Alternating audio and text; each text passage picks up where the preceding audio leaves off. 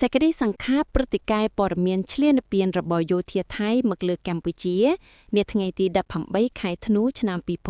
2025ចាប់ពីម៉ោង 1:10 នាទីរំលងអធ្រាត្ររហូតដល់ម៉ោង 6:44 នាទីយោធាថៃបានប្រើប្រាស់ដ្រូនស៊ើបការហោះរំលោភលើដែនអធិបតេយ្យរបស់កម្ពុជានិងបានប្រើប្រាស់កាំភ្លើងធំបាញ់ចូលភូមិសាស្ត្រអូភ្លុកដំរីម៉ោង 5:30 នាទីយោធាថៃបានចាប់ផ្ដើមធ្វើការបាញ់ផ្លោងចូលភូមិសាស្ត្រប្រាសាទតាម៉ោនម៉ោង 8:10 នាទីយោធាថៃបានចល័តនៅខាងមុខភូមិសាស្ត្រផ្ទះក្រហមម៉ោង 8:12 នាទីយោធាថៃបានបាញ់ផ្លោងចូលភូមិសាស្ត្របឹងត្រកួននិងភូមិជោគជ័យម៉ោង 8:15 នាទី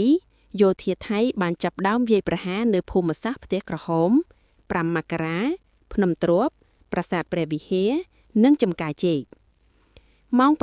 9:45 នាទីយោធាថៃនៅបន្តបាញ់ប្រហារចូលភូមិសាស្ត្រប្រាសាទតាម៉ោននិងប្រាសាទតាក្របីម៉ោង 9:51 នាទីយោធាថៃបានប្រើប្រាស់យន្តហោះចម្បាំង F-16 ទម្លាក់គ្រាប់បែកក្នុងភូមិសាស្ត្រភ្នំខ្មោចម៉ោង 9:58 នាទីយោធាថៃបានបាញ់ផ្លោងចូលភូមិសាស្ត្រភូមិព្រៃច័ន្ទម៉ោង 10:07 នាទីយោធាថៃបានប្រើប្រាស់យន្តហោះចម្បាំង F-16 ទម្លាក់គ្រាប់បែកក្នុងភូមិសាស្ត្រពាក្យស្បែកម៉ោង 11:06 នាទី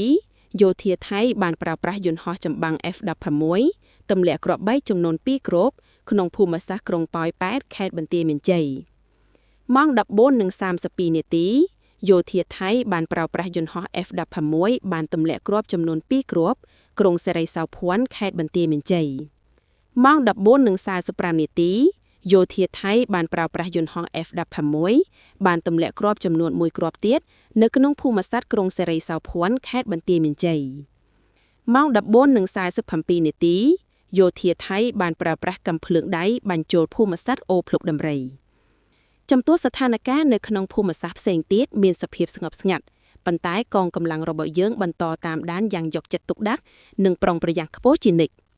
សូមធ្វើការបញ្ជាក់ជូនសារជាថ្មីថាគោលដៅនៃការវាយការពារខ្លួនរបស់កម្ពុជាគឺផ្ដោតតែលើគោលដៅយោធាថៃប៉ុណ្ណោះមិនសំដៅលើគោលដៅជនស៊ីវិលឬទីកន្លែងស៊ីវិលណាមួយឡើយប៉ុន្តែមានតែភាគីថៃទេដែលបានធ្វើការវាយប្រហារមកលើទីតាំងដែលប្រជាជនស៊ីវិលរបស់កម្ពុជា